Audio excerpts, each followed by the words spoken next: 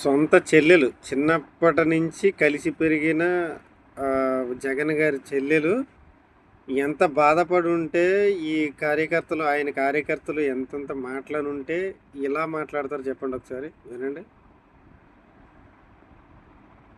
మీ సైతాన్ని సైన్యం చేత నేను రాజశేఖర రెడ్డికే పుట్టలేదన్న విజయం అక్రమ సంతానం అన్నారు.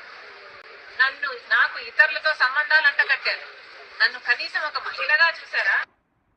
ఏదో నాలాంటి వాడు ఎవడో సంథింగ్ ఎవరొకరు పోస్ట్ చేశారని అంటే జగన్ గారి దగ్గరికి వెళ్ళకపోయి ఉండొచ్చు. అది ప్రెస్ మీట్, అది ఆవిడ ప్రెస్ మీట్లో చెప్పింది. అంటే మ్యాక్సిమం ఆయన చూసే ఉండొచ్చు, చూడకుండా ఉండడానికి కాదు కదా. సొంత చెల్లెలు ఆవేదన పట్టించుకోలేని వాడు రాష్ట్రాన్ని ఏదో ఉద్ధరించేస్తాడనేసి పీటీఎం గాళ్ళు గోల. మళ్ళీ ఆయన సపోర్ట్ చేసే విషయాలు కూడా చాలా వెరైటీగా ఉంటాయి.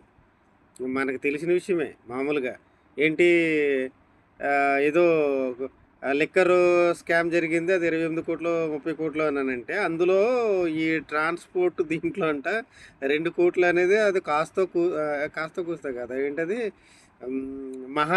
మహా మిగిలితే 2 కోట్లు మిగలడం ఎక్కువ. 2 కోట్లు అనేది చాలా చిన్న విషయం అని ఆయన సపోర్ట్ చేసే విషయాలు. తర్వాత ఏంటది, బైక్ యాక్సిడెంట్లో చనిపోయిన అతను గొర్రెల కాపరి అతను చనిపోయి 2 పిల్లలు అనాథలు అయితే అది వదిలేసి